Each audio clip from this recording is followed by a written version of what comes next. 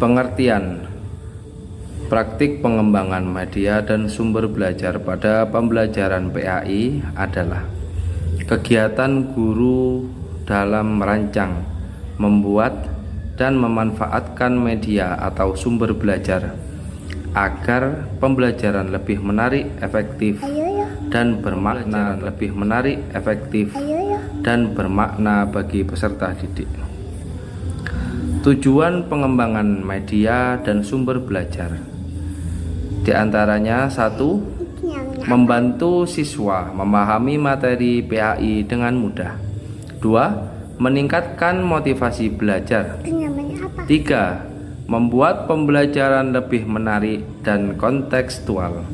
4. Memfasilitasi variasi gaya belajar siswa. 5. Meningkatkan efektivitas dan efisiensi pembelajaran. Jenis-jenis media pembelajaran PAI di SLTA. 1. Media cetak seperti buku, modul, dan LKS. 2. Media visual seperti poster, infografis, dan peta konsep. 3. Media audiovisual seperti video, animasi, dan film Islami. 4. Media digital seperti PowerPoint, Google, dan Classroom. 5. Media menyampaikan mengenai manfaat pengembangan media dan sumber belajar pendidikan agama Islam di tingkat SLTA. Pengembangan media dan sumber belajar dalam pendidikan agama Islam di sekolah menengah atas memberikan berbagai manfaat yang sangat mendukung kualitas belajar siswa. Adapun manfaatnya, yang pertama, meningkatkan pemahaman siswa.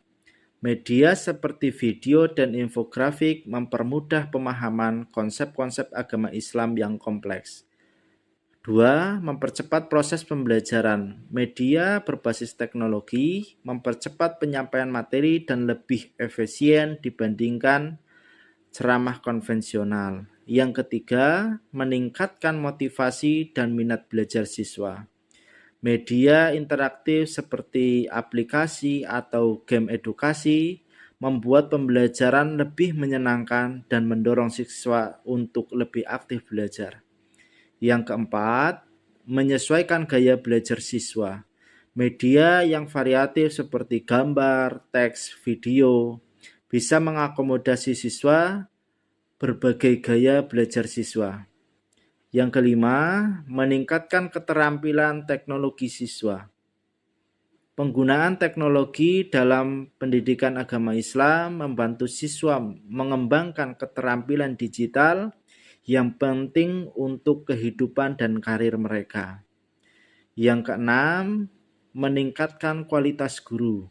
Media pembelajaran memungkinkan guru untuk menyampaikan materi dengan lebih kreatif dan efektif. Yang ketujuh, mengoptimalkan evaluasi pembelajaran.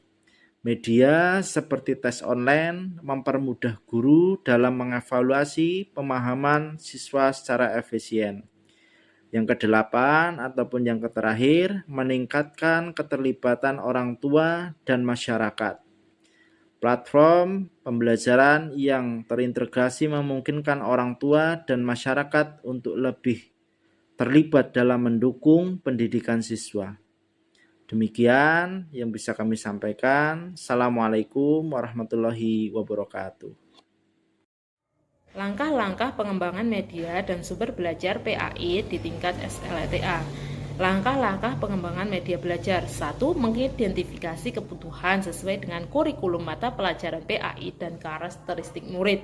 2. Memilih materi pembelajaran yang sesuai dengan kurikulum dan memiliki 3 aspek, yaitu kognitif, efektif, dan psikomotorik. 3. Menyusun struktur dan mengelompokkan bahan ajar agar lebih efektif dan efisien. 4. Memilih format dan media yang paling sesuai dengan materi dan karakteristik murid yang bisa berupa fisik atau digital. Contoh media pembelajaran PAI dan platform digital yang dapat digunakan. 1. Video edukasi, yaitu dengan menyajikan materi pembelajaran berupa video dengan memanfaatkan aplikasi seperti Pautan. 2. Media visual atau multimedia interaktif berupa berupa poster, video animasi, infografis, presentasi dengan menggunakan aplikasi seperti Canva. 3. Media sosial. Dengan memanfaatkan platform media sosial untuk menyampaikan materi ajar seperti platform TikTok, Instagram, dan lainnya. 4. Memanfaatkan kecerdasan buatan AI dan game untuk mengemas materi ajar agar lebih menarik dan menambah minat siswa dengan memanfaatkan kuis atau code dan sebagainya. 5. Platform e-learning dan LMS untuk memudahkan proses pembelajaran agar lebih efektif dan efisien dengan memanfaatkan Google Classroom, ruang kelas, atau sebagainya. Langkah-langkah pengembangan sumber belajar mata pelajaran PAI. Langkah-langkah dalam pengembangan sumber belajar. 1. Melakukan analisis terhadap aspek-aspek yang terdapat dalam standar kompetensi dan kompetensi dasar mata pelajaran PAI. 2. Melakukan perancangan atau mendesain materi bahan ajar yang sesuai dengan standar kompetensi dan kompetensi dasar. 3. Mengembangkan media dan sumber bahan ajar yang telah dirancang. 4. Menerapkan atau mengimplementasikan sumber bahan ajar yang telah dikembangkan ke dalam pelajaran PAI. 5. Mengevaluasi dan mengamati hasil dari desain pengembangan media dan sumber bahan ajar yang dibuat. Langkah-langkah memilih bahan ajar. 1. Mengidentifikasi aspek-aspek yang terdapat dalam standar kompetensi dan kompetensi dasar mata pelajaran PAI. 2. Mengidentifikasi jenis-jenis materi pelajaran PAI. 3. Memilih jenis materi yang sesuai dengan standar kompetensi dan kompetensi dasar mata pelajaran PAI.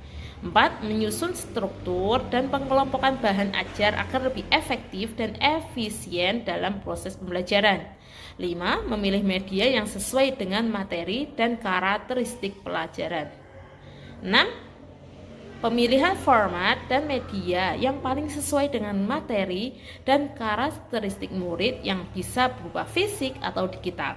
7. Memilih sumber materi pembelajaran sesuai dengan kebutuhan. 8. Mengemas materi pembelajaran yang telah dipilih, baik secara digital ataupun non-digital.